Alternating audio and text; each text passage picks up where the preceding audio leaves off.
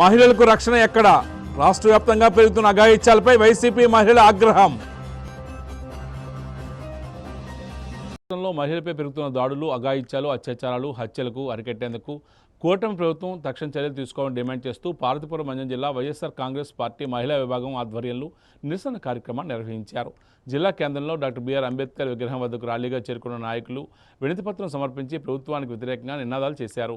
YSR Congress party అధ్యక్షుడు YS Jaganmohan Reddy ఆదేశాల మేరకు నిర్వహించిన ఈ కార్యక్రమంలో మహిళల భద్రత రాష్ట్రంలో ప్రశ్నార్థకంగా మారిందని నాయకులు ఆరోపించారు. మహిళలపై దాడులు, లైంగిక వేధింపులు, అత్యాచారాలు, హత్యలు పెరుగుతున్నప్పటికీ వాటిని అరికట్టడంలో ప్రభుత్వం విఫలమైందని విమర్శించారు. నిందితులపై కఠిన చర్యలు తీసుకోవడంతో పాటు మహిళల రక్షణ కోసం ఏర్పాటు చేసిన ప్రత్యేక వ్యవస్థలు, మహిళా పోలీస్ స్టేషన్లు, హెల్ప్ లైన్లు, పెట్రోలింగ్ బృందాలు సమర్థవంతంగా పనిచేసేలా చర్యలు తీసుకోవాలని వారు కోరుతున్నారు. అనంతరం అంబేద్కర్ విగ్రహం వద్ద మహిళా నాయకులు నిరసన వ్యక్తం చేస్తూ ర్యాలీ నిర్వహించారు.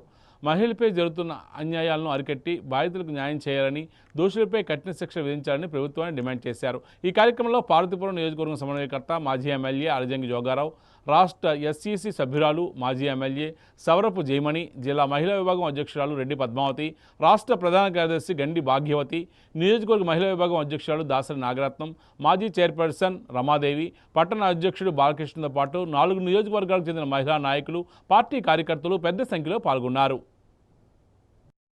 మహిళలకి ఎన్నో హామీలు ఇచ్చారు, అవి నెరవేర్చకపోగా మహిళలకి ముఖ్యంగా రక్షణ కరువు అయింది. ఎన్ని అఘాయిత్యాలు, ఎన్ని అత్యాచారాలు ఎన్ని జరుగుతున్నా మా మహిళలందరం కూడా ఎంత గొంతు చించుకున్నా, మహిళా మంత్రులు ఉన్నారు. పవన్ కళ్యాణ్ గారు ఏమన్నారంటే, ఏ మహిళకి ఏం జరిగినా అదే వాడికి, ఆ చేసిన వాడికి అది చివరి రోజు అన్నారు. ఎవరి మీద చర్యలు తీసుకున్నారండి?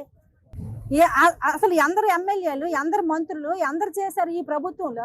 అంటే టీడీపీ కూటమి ప్రభుత్వం ఆ పచ్చబిల్ల ఉంటే ఏదైనా మనం చేయొచ్చు, ఎన్ని అఘాయిత్యాలు చేయొచ్చు, ఎన్ని అరాచకాలు చేయొచ్చు, ఎంత అన్యాయం చేయొచ్చు. మనల్ని అడిగేవారు లేరు. ఎందుకంటే ఆ పచ్చబిల్ల వారు వేసుకుంటున్నారు కదా. ఆ పచ్చబిల్ల ఉంటే ఏ కార్యాలయంకి వెళ్ళినా, ఏ పోలీస్ స్టేషన్కి వెళ్ళినా వాళ్ళకి మొదట కుర్చీ వేయాలి, వాళ్ళని గౌరవించాలి, వాళ్ళు చెప్పిందే చేయాలి.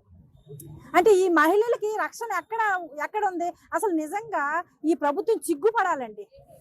రోజుకి ఒక 4-5 అఘాయిత్యాలు, అత్యాచారాలు. అసలు మహిళలకి రక్షణ కల్పించలేకపోతే వీళ్ళు ఏం చేస్తారు? ఈ ప్రభుత్వం పెద్దలందరూ కూడా, ఈ చంద్రబాబు నాయుడు గారు అవ్వచ్చు, లోకేష్ గారు అవ్వచ్చు, ఈ హోంమంత్రి అనిత గారు, ఆవిడ ఒక మహిళ, వీళ్ళు ఎంతవరకు స్పందించారు?